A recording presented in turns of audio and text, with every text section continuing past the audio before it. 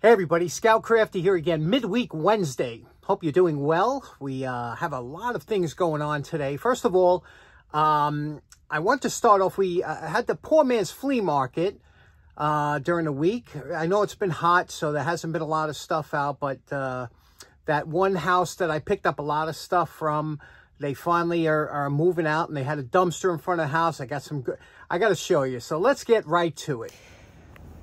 Now, one thing I always say about my walks is that you never know what you're going to find. I tell you, I've found the craziest things thrown away.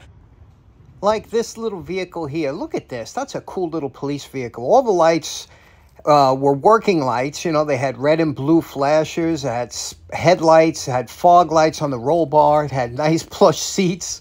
Boy, that's a cool little vehicle if you were a little kid, huh? And then, of course, a radio flyer. The problem is with this one here is the pneumatic tires, which always wound up flat. But one thing I see a lot of all the time is luggage. I see so many different suitcases and cases of all different types. And a lot of times they don't look like they were used more than a couple times. Maybe people traveled once or twice and don't have room for it and throw it out. This one was in beautiful shape, and I just sit there and go, geez, people just don't keep luggage anymore.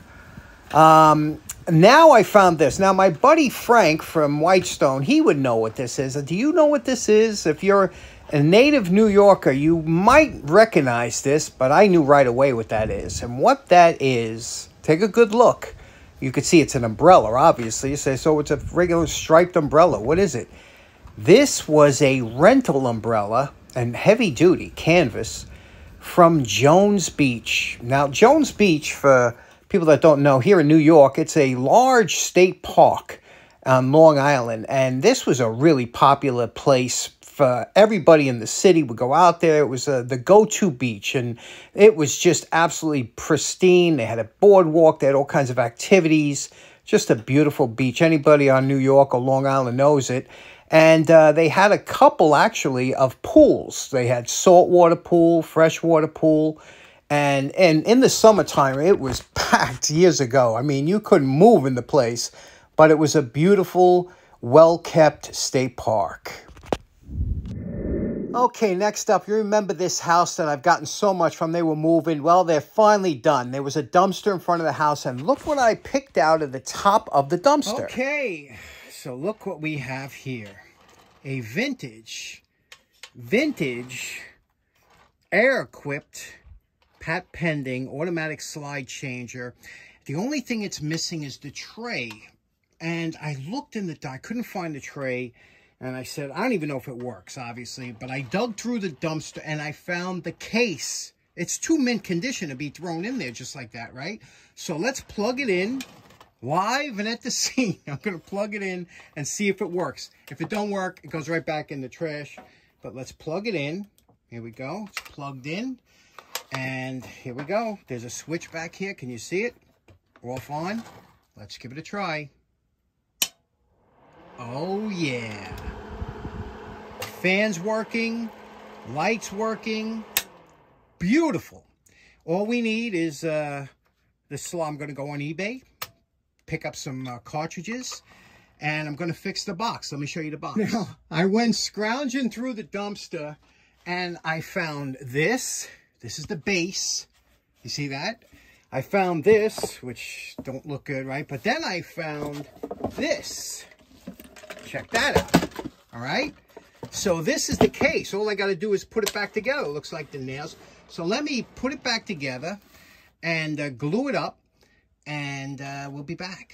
Okay, it's been 1 week since my last recording on this, and I went on eBay and I found a bunch of these slide magazines for that projector. Now, it is an Airequipt, as you can see. These are original ones. Very interesting design. I've never used this before, but you know, kind of it's pretty simple to figure out. Now, I bought these as a lot. Now, if ever you're going on eBay, it's always good to look for lots before you buy one, you know. And I got this whole lot for $7 plus $7 shipping, so it was $14.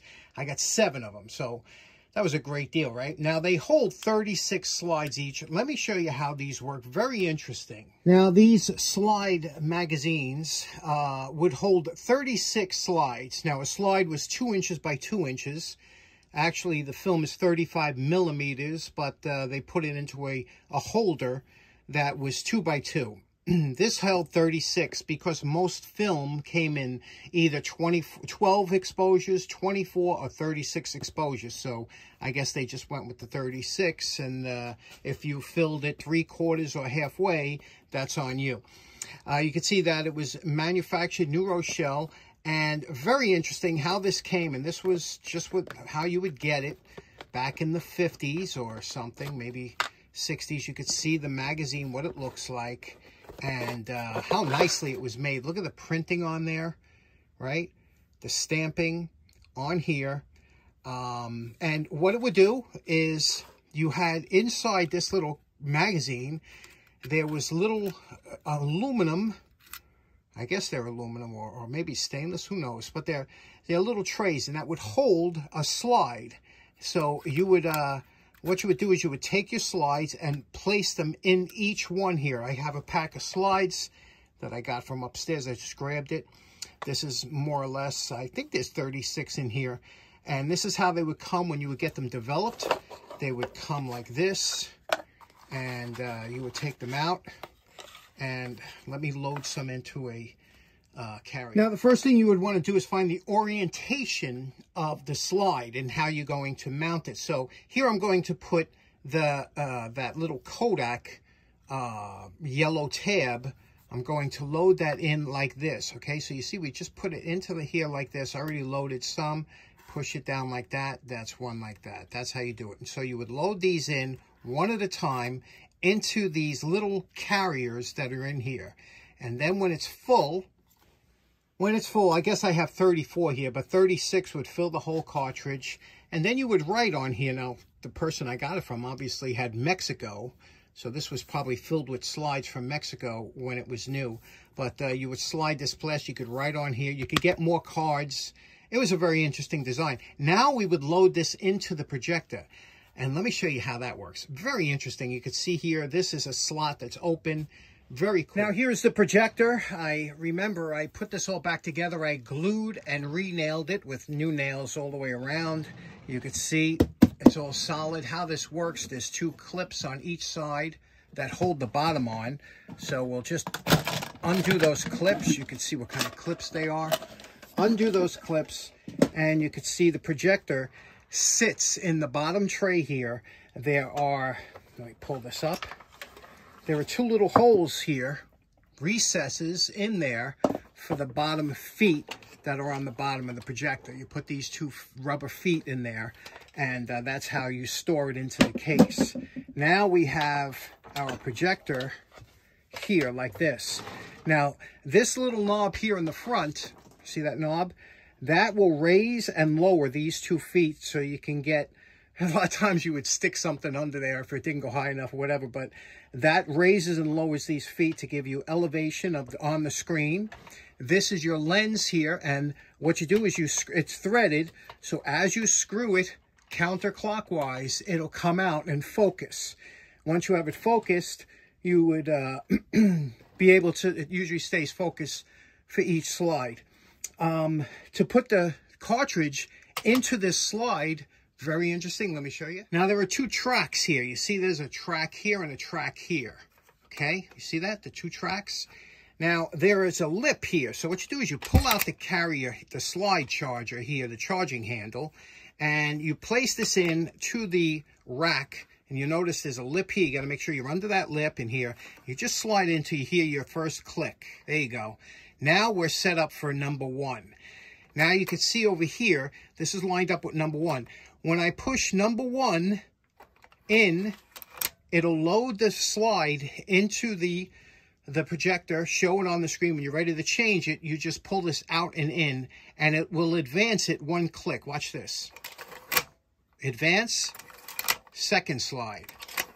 Advance, 3rd slide. How great is that? Beautifully made. And when you want to remove the cartridge or a magazine, you pull this all the way out, and then you could slide it back, put another one in, and they don't fall out. They're in here. It's just a lovely design. Let's see how it looks. I set up a little piece of paper on the toolbox over there, and let's see what we have going on in here. Okay, I ran this over to a different outlet, shut most of the shop lights off. Let's turn this on. Okay, now there is we have it on the screen over there. I don't know if you'll be able to see it, but we have to focus it in. Let me zoom in here and focus it. Again, you twist this knob, and there we go. Now we're focused, okay? This is, obviously, this is up in the Adirondacks, 1961. And let me show you what it looks like. And what's nice about this, when you pull it out, it shuts out most of the light, so you don't have to get that glare. And here's the second slide, third slide. How beautiful is that? Let me get you a little bit closer. Okay, I have you off to the side, so it won't be perfectly straight, but here I am going through them. You can see there's my sister. Yeah, she was a couple of years old there. Again, 1961. This is Adirondack. This is up at upstate New York. Not sure where it is. But now see, this slide here, you would have to take out and reorientate it, because my father probably, when he took the picture, he turned the camera sideways. So that's one of the things you'd have to do with these cartridges. But very interesting. I don't know if this is Santa's workshop. I have to see, what's that? See, now this here is backwards. You see that? So that means maybe I have the slides backward, left and right. Let me turn this around. Okay, so what I have to do now is you have to take the slide out of the carrier, reverse it, turn it around like this. Okay, now it'll be orientated right. You can't really tell that until there's writing or something, because you can't, I haven't seen the picture. I didn't know if they were left or right, so I'm going to do that with the rest of the slides. Okay, I believe they're orientated right now. There we go. You see that? Now it's written correctly. And yeah, Lake Placid.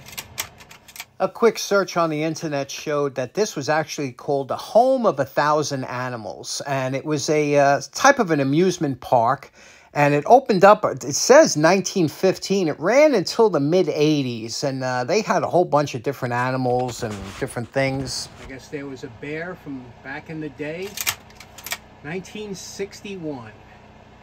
Pretty interesting, huh? When you see how nice and clean and beautiful it was up there. Adirondacks is a beautiful part of upstate New York. The colors are super vibrant. I don't know how they're holding up on the the video, transferring it to video. But you can see here, how nice does this slide thing work? And again, you don't see that bright white between. Look at that, isn't that pretty? You don't see the bright white between the slides, so it don't mess with your eyes, you know, like a lot of other slide projectors did. And they had these Airequipt that were automatic, that you had a button and it would run through. I'm just doing it manually, you know. And yeah, pictures that my dad took back 1961. Look at that.